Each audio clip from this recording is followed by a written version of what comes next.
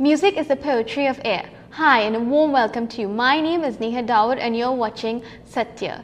Sathya highlights the aura, discussion and comparison of Indian classical arts, Western and fusion. After this break, we're going to have chai time. For you guys who don't know what chai time is a one-on-one with artists both locally and internationally. After this break, in chai time, we'll have a guy who made a landmark for himself, who actually made Trinidad and Tobago very proud. The great sitarist, Mr. Mungal Patasar. So guys, my advice to you is to grab a cup of chai and join us right after this break.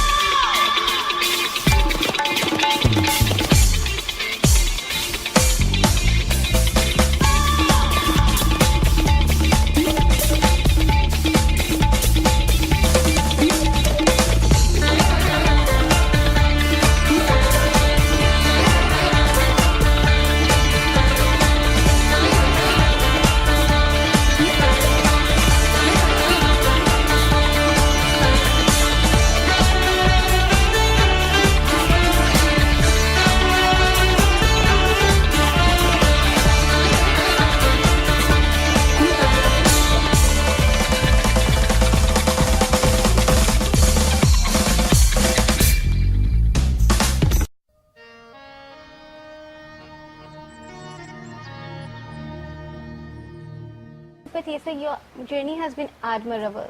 Could you stress on that? Because I mean, everybody will want to know how you did it by yourself. Well, when you say the journey has been admirable, I appreciate that very much. But it also was a very long journey, and a journey that required a lot of social adjustments. And when I say required social adjustments, I mean social adjustment from the society and from me as a person and from my family. Because to start with, I chose to play one of the most difficult instruments in the world, the sitar. And the sitar, when I started playing sitar, there was absolutely no acceptance of sitar in Trinidad and Tobago. The only known person in the Western world playing the sitar was Pandit Ravi Shankar, who Pandit Ravi Shankar I accepted as my idol in the process.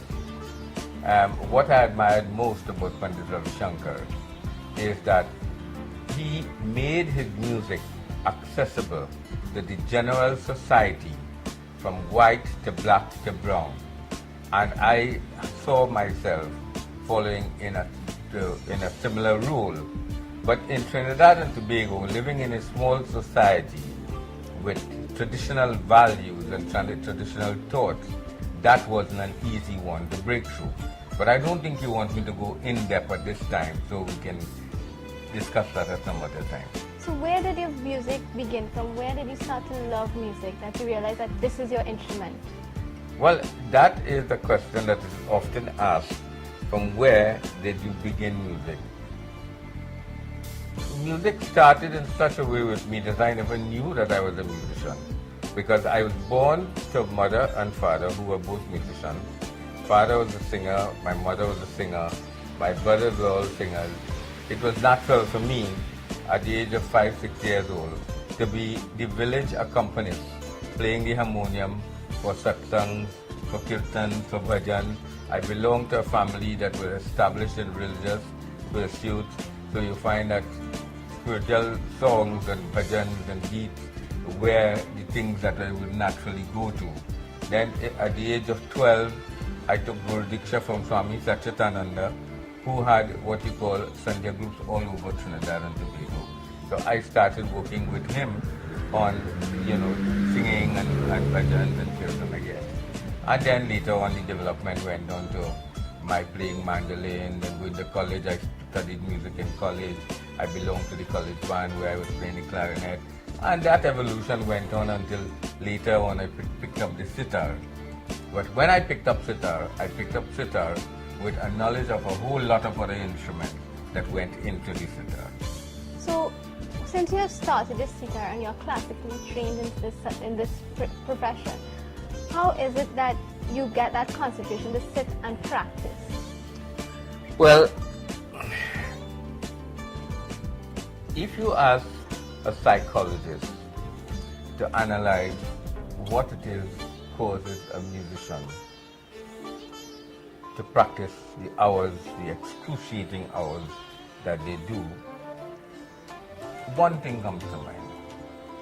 It's some form of motivation. It might be that my parents or the artist's parents were aspiring musicians, never reached there and decided that their child must reach there. That motivation could have been a motivation based on fear. It could be a motivation if you have smart parents based on they helping you to develop a love for the chosen subject.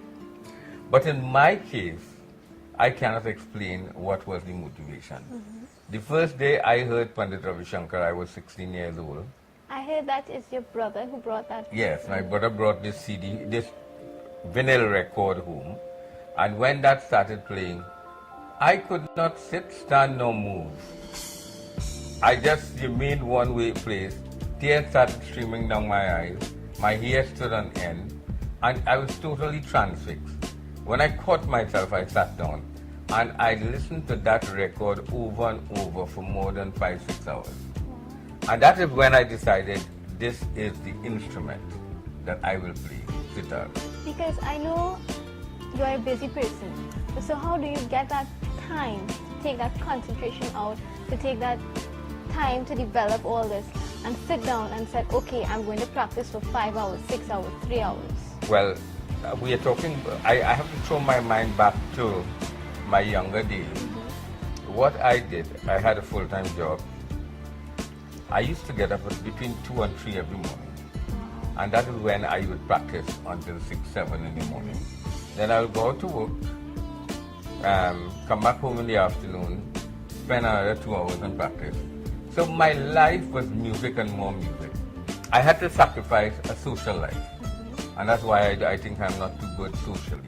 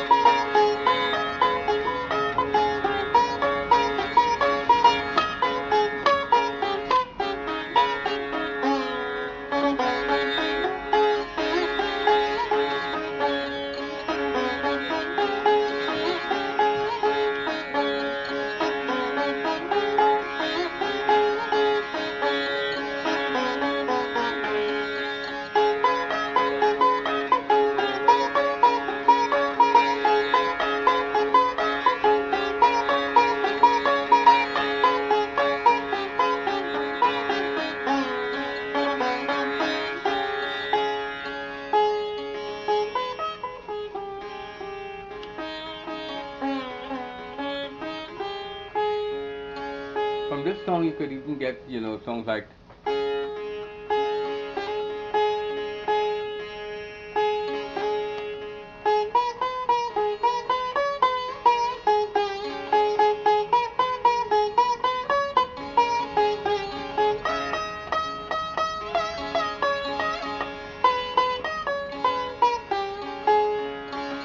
so you see, everything can happen out of the music. Out of the ragas, you can get almost everything. For instance, now one peculiarity about sitar is that you can move the frets on the sitar, unlike a guitar, unlike any other instrument. So see, for instance, this raga.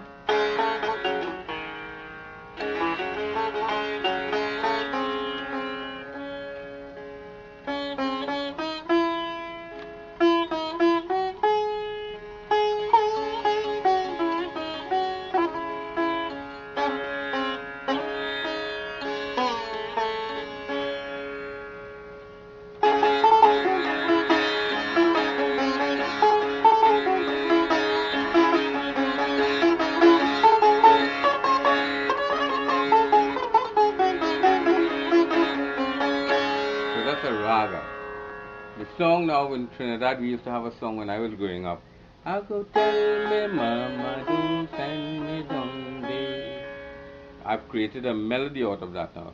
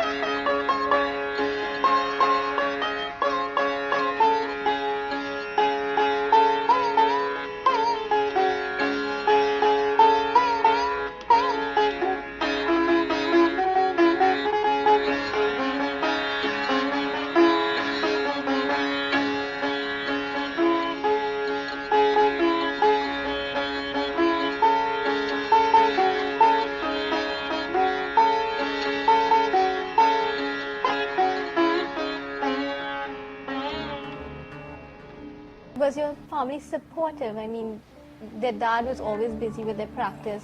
As a wife, I'm sure you always wanted time to sit and have tea or something with you. How supportive were they with you?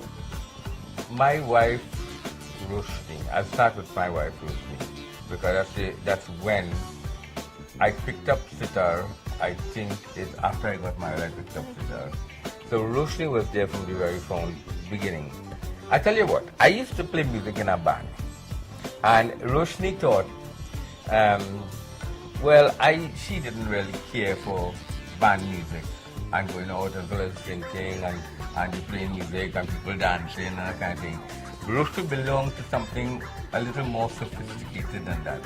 So she was seeing me in a different light. She was seeing me as this classical musician, which really, I think that was divine intervention. Because in God's wisdom, He chose a wife who will encourage me to get into the classical. When I got into the classical, Roshni was only too happy to sit very patiently and listen to me play. Well, that's really good. And she was extremely supportive. At the same time, I did not take advantage of that. I made myself useful also in the home. So what we did, we shared the household chores. And that sharing did not put a strain on her. What we sacrificed was a social life. And it's time that we would take to socialize. It's the time I took to practice and my wife took to read and to study and whatever. And what about the kids? Well, children came long after I became professional on the sitar. But when Sharda was our first baby that was conceived, she was conceived 10 years after we were married. So Sharda fell in her mother's womb. She felt the practice that I was doing. Yeah. And The she talent felt was the vibe. instilled in her. Yes, she felt the vibe. You know, there's a story in our religious scriptures about Abhimanyu who learned, that's the original son, how to break into a chakra, a circle of enemies, and fight in there. But by the time he was about to learn how to get out of the chakra, the mother woke up. She was asleep when the father was talking to her. The mother woke up and he never learned that, and that's how he got killed. That supports the point that children learn in the wombs of their mothers. And that is how Sharda did her first lesson in music. And I currently know she's doing her PhD in this. Well, she's doing PhD in cultural studies, but Sharda is a really fine sitar player. And she was launched when she was just 16 years old as a professional sitar player. Through your Caribbean School of Music. Through Caribbean School of Indian Music. So, Prashant, on the other hand, well, when Prashant was 8 years old, his guru in India told me, I want to adopt this boy. Because in all my 25 years of teaching, I never taught such a talented child. And that is what he asked, and I could not leave my only son. So Prashant has proven himself to be above the average in his field. Amrita was the one who was what we say doke dam. But yet, Amrita won all the prizes in Sanskritic Sangam for 5 years.